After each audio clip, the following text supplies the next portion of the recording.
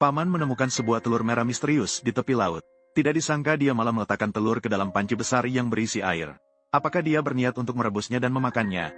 Sebenarnya Paman hanya ingin menetaskan telur misterius itu. Dia penasaran apa yang akan menetas dari telur merah yang belum pernah dilihatnya. Syarat untuk menetas adalah telur harus dalam keadaan pembuahan yang normal. Oleh karena itu Paman meletakkannya ke dalam air dengan suhu yang sesuai. Hanya melihat telur mengapung di air dan sedikit bergerak. Ini menunjukkan bahwa di dalamnya sedang berkembang kehidupan kecil yang segar. Kemudian Paman itu meletakkannya ke dalam kotak penetasan dengan suhu yang sesuai. Mulai resmi proses penetasan yang panjang. Apakah dia benar-benar bisa menetaskan telur ini dengan sukses? Setelah beberapa waktu menetas, melalui cahaya, ditemukan bahwa telur ini sudah memiliki detak jantung. Dan dikelilingi oleh pembuluh darah yang mirip jaring laba-laba. Bisa jelas melihat detak jantung kecil itu berdegup-degup. Hal ini semakin mendorong sang Paman untuk segera menetaskan telur itu. Meskipun langkah pertama sudah berhasil, namun sedikit kelalaian bisa membuat usaha sebelumnya menjadi sia-sia.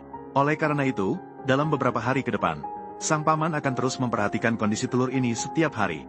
Pada suatu hari, dia kaget menemukan telur mengeluarkan suara lemah. Ini menandakan bahwa telur ini akan segera menetas. Meskipun sang Paman telah merawatnya dengan baik selama ini. Namun beberapa hari kemudian, kejadian tak terduga terjadi. Karena telur sudah mencapai masa menetas tapi belum juga pecah. Kemudian Paman itu meletakkannya di atas meja yang rata. Menemukan bahwa telur ini bergetar dengan amplitudo yang sangat besar. Melihat bahwa kehidupan kecil di dalamnya jelas telah berkembang. Dan sepenuhnya memenuhi syarat untuk menetas. Mengapa telur ini belum menetas? Apakah karena enggan meninggalkan tempat di dalam telur dan tidak ingin datang ke dunia ini? Kemudian pria itu mengambilnya dan memperhatikannya dengan cermat di tangannya. Barulah dia menyadari bahwa telur aneh ini adalah yang paling keras yang pernah dia lihat. Burung muda di dalamnya mungkin tidak dapat memecahkan cangkang yang keras dengan kekuatannya sendiri. Jika dibiarkan begitu saja, ketika burung muda menyerap semua nutrisi dalam telur, maka yang menunggu adalah jalan buntu. Maka pria itu memutuskan untuk membantu burung muda dengan memastikan keselamatannya. Dia terlihat mengambil alat dan membuka cangkang telur sedikit demi sedikit. Hal ini akan memastikan anak burung tidak mati lemas di dalamnya.